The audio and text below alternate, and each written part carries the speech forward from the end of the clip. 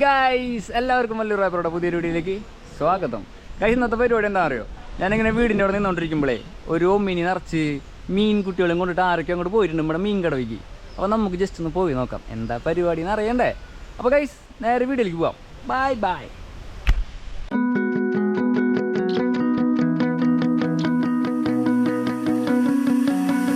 Caught in a fever dream, can't fall asleep, never felt so strong. When I thought I was over love, just a chemical, you proved me wrong. You don't even know what you do to me. ചേച്ചി ഇവിടെ എന്താണ് പരിപാടി? കുറേ മീനൊക്കെ ഉണ്ടെന്നുണ്ടല്ലോ. Fisheries വകുപ്പിന്റെ programme. അപ്പൊ fisheries വകുപ്പിന്റെ ഒരു പ്രോജക്ട് ഉണ്ട്, ഉൾനാടൻ ജലാവാസ വ്യവസ്ഥയിലെ സംയോജിത മത്സ്യവിഭവ പരിപാലന പദ്ധതി എന്ന് പറഞ്ഞിട്ട്. അപ്പൊ 2022 ഈ പ്രോജക്ട് സ്റ്റാർട്ട് ചെയ്തത്. അപ്പൊ നമ്മളെ കേരളത്തിലെ 8 ജില്ലകളിലാണ് ഈ പ്രോജക്ട് ഉള്ളത്. അപ്പൊ നമ്മളെ തൃശ്ശൂർ ജില്ലയിൽ ഈ പ്രോജക്ട് കേന്ദ്രീകരിച്ചിരിക്കുന്നത് നമ്മുടെ ചേറ്റുവ കരുവന്നൂർ പുഴയുടെ സംരക്ഷണമായിട്ട് ബന്ധപ്പെട്ടാണ്. അപ്പൊ നമ്മൾ ഈ ചേറ്റുവ കരുവന്നൂർ പുഴയുടെ എല്ലാ സംരക്ഷണം എന്ന് വെച്ചാൽ മൊത്തത്തിൽ, അതായത് ഇതിൽ വരുന്ന കുറെ കമ്പോണൻസ് ഉണ്ട്. അതായത് ആദ്യം നമ്മൾ പറയുന്നത് റാഞ്ചിങ് എന്ന് പറയും.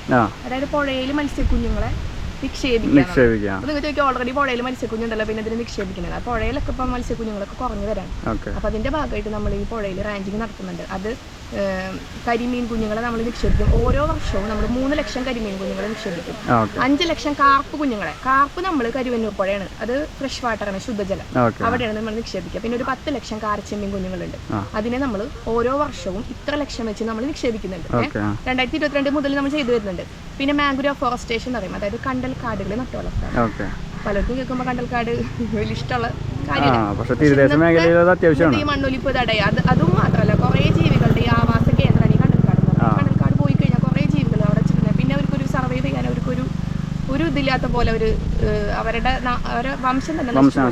അപ്പൊ അതിനെ നമ്മൾ പ്രൊട്ടക്ട് ചെയ്യാൻ വേണ്ടിയിട്ട് കണ്ടൽക്കാടുകൾ നട്ടുവളർത്താന്നുള്ളൊരു പരിപാടിയുണ്ട്. അപ്പൊ ഈ വർഷം ഞാൻ ചെയ്തിരിക്കുന്ന കണ്ടൽക്കാട് നമ്മൾ സൗഹൃദീരം പാർക്കുണ്ട്, മണലൂർ പഞ്ചായത്തിലാണ് ഞാൻ ചെയ്തേക്കുന്നത്. 400 കണ്ടൽ ചെടികൾ ഞാൻ അവിടെ നട്ടു വളർത്തിയിട്ടുണ്ട്. അപ്പൊ കണ്ടൽക്കാടുകൾ വന്നു.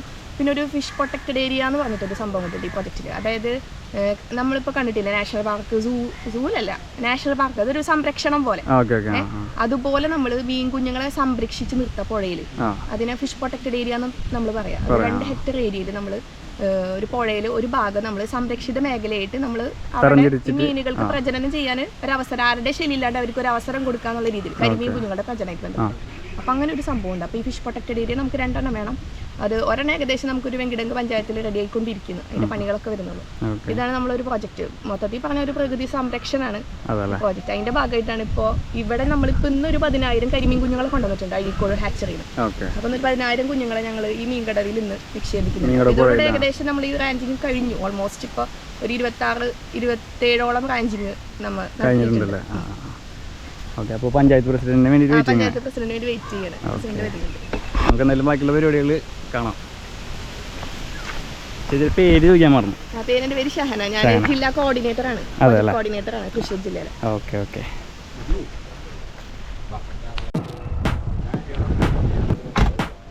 പ്രസിഡന്റ് നമസ്കാരം. ലേറ്റ് ആയാ?